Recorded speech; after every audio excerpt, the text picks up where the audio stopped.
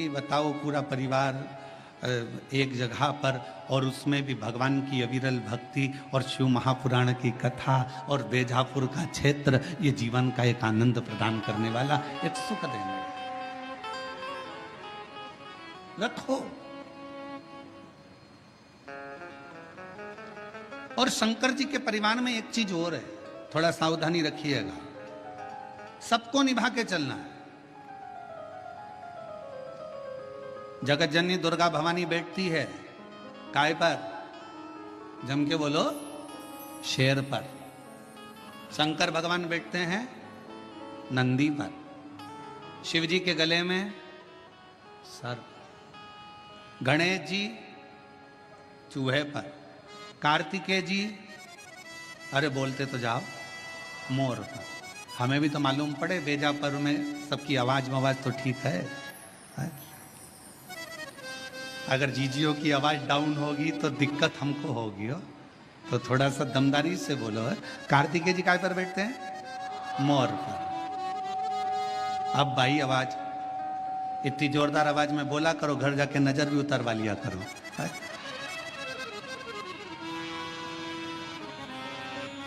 सब बैठे।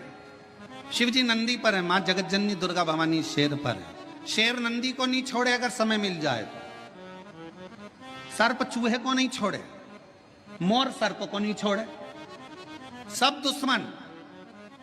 पर घर में एक बुजुर्ग, घर में एक बड़ा ऐसा होता है, उस बुजुर्ग के, उस बड़े के होने का सबसे बड़ा फल यह होता है कि शेर नंदी को नहीं, सर्प चूहे को नहीं, मोर सर्प को नहीं खा सकता, क्योंकि वहां बुजुर्ग का कंट्रोल, घर के बड़े का एक संयम इतना प्रबल होता है कि एक दूसरे को कोई नुकसान नहीं पहुंचा सकता।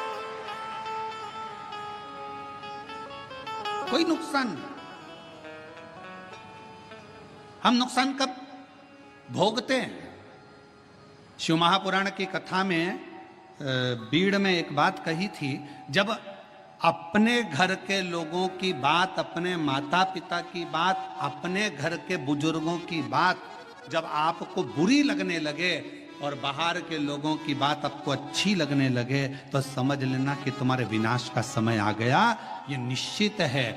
घर के लोगों की बात, माँ ने कुछ कहा तुम्हें बुरा लग गया, पिताजी ने कुछ कहा तुम्हें बुरा लग गया, काका जी कुछ बोले तुम्हें बुरा लग गया, ताऊ कुछ बोले तुम्हें बुरा लग गया। घर के लोगों की बात जब तुम्हें बुरी लगने लगे और बाहर के दोस्त बोल रहे हैं, सहेली बोल रही है, बेस्ट फ्रेंड बोल रही है, तो तुम्हें अच्छा लग रहा है, समझ लेना कि तुम्हारा विनाश का समय निश्चित आ गया है। शिव पुराण कहती है कि जब जब मेरे भोलेनाथ, जब जब मेरे शंकर, जब जब मेरे करुणा सागर, जब जब मेरे शिव, जब जब मेरे भगवान भोलेनाथ अपने बच्चों को भटकता हुआ देखते थे, तब तब मेरे शिव कुछ ना कुछ कहने के लिए आतुर हो जाते थे। शिव की आतुरता रहती, शंकर की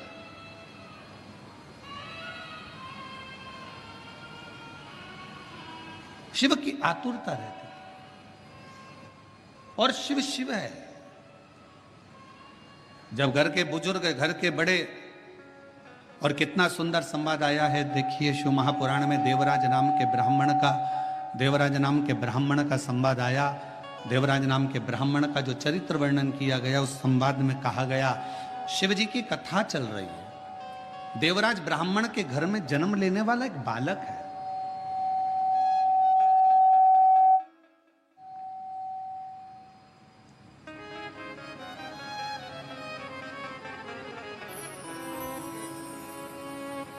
सभा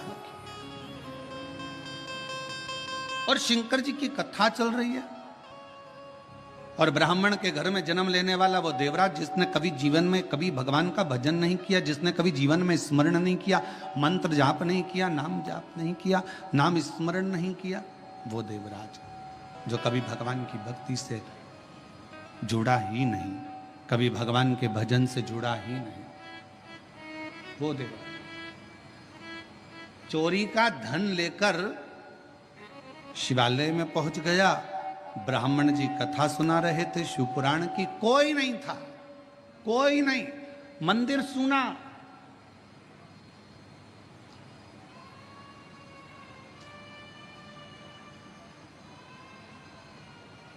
शिव महापुराण का सबसे बड़ा श्रोता कौन है?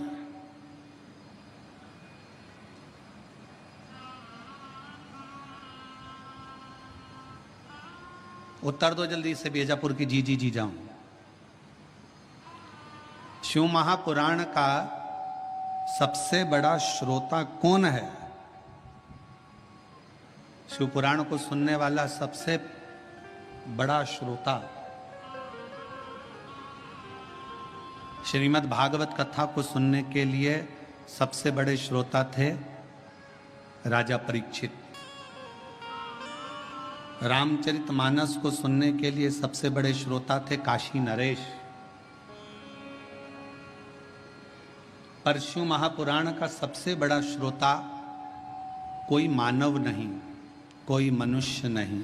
शिव महापुराण का सबसे बड़ा श्रोता स्वयं देव अधिदेव महादेव शंकर और पार्वती है। शिव प्रदीप जी का बहुत प्यारा ही कथा है, श्रेष्ठ वही श्रोता सुने आप सभी लोग। श्रेष्ठ श्रोता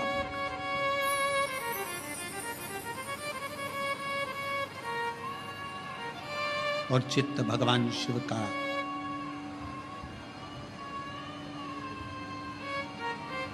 जिस स्थान पर देवराज नाम का ब्राह्मण शिवालय के अंदर पहुंचा है, उस शिवालय में भी कोई श्रोता कथा सुनने वाला नहीं है।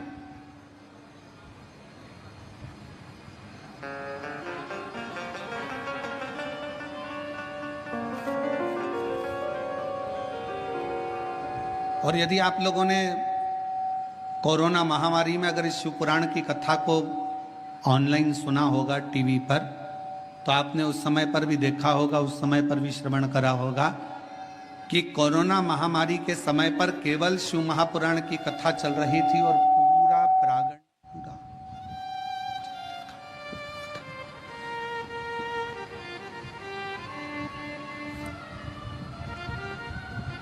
शिव महापुराण की कथा चल रही थी और पूरा क्षेत्र, पूरा हॉल खाली रहता था। कौन सुन रहा? देवराज नाम का ब्राह्मण भगवान शंकर के मंदिर में चोरी का धन लेकर पहुंचा। शरीर में ताप हो रहा है, शरीर में कष्ट हो रहा है, तपन हो रही है, बुखार आ रहा है, शरीर तप रहा है।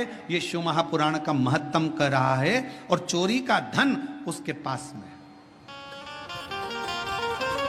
और उस चोरी के धन में सबसे मूल था रानी के गले का हार, जिसको मंगवाने वाला कोई दूसरा नहीं था।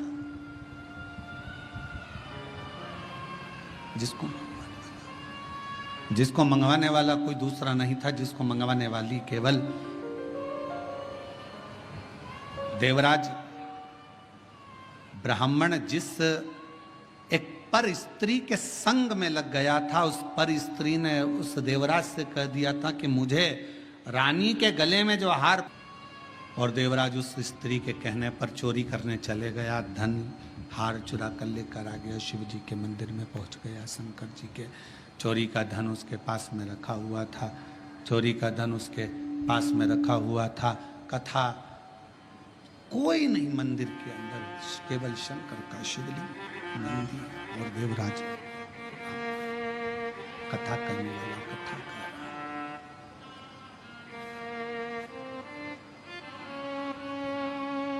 कथा करने वाला कथा कर रहा है। केवल एक ब्राह्मण बैठा है, कथा बाच रहा है, मंदिर में कोई भी नहीं। यहां तक शिव महापुराण की कथा कर रही है, जिस मंदिर में शिव पुराण की कथा देवराज चोरी का धन लेकर, जिस शंभु चोरी का धन लेकर देवराज जिस मंदिर में पहुंचा था, वहां पर जहां पर एक ब्राह्मण कथा कर रहा था, वहां पुजारी तक नहीं था।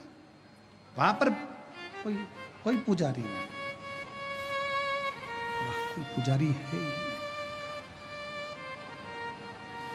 केवल शंकर भगवान का शिवलिंग है, नंदी है और देवराज चोरी का धन लेकर बैठा हुआ है। एक ब्राह्मण शिव महापुराण कथा का वाचन कर रहा है, कोई श्रोता में नहीं। और भगवान शंकर ने मां पार्वती जी को यह कहा है, पार्वती सुनो, जहां पर शिव महापुराण की कथा होती है, श्रवण करने के लिए जो पुरुष और स्त्री, बेटा और बेटी, नर नारी, गंधर्व, अप्सरा, देवता शिव महापुराण की कथा को अगर श्रवण करने के लिए जाते हैं तो वहां केवल संसार का मनुष्य, संसार का मानव ही नहीं रहता, वहां पर स्वयं शिव कहते हैं कि मैं और शक्ति दोनों उस कथा को श्रवण करने के लिए उस मनुष्य के रूप में पहुंच गए।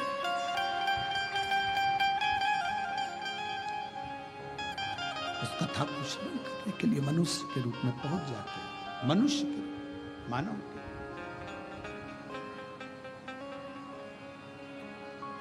अब जितने भी श्रोता भाई बहन इस कथा को श्रवण करने के लिए आए हैं, जितने भी श्रोता भाई बहन इस कथा को सुनने के लिए आए हैं, कथा श्रवण करने के लिए बैठे हैं, तो आप सबसे निवेदन है, आप कोई साधारण व्यक्ति नहीं है, आप कोई साधारण नहीं है।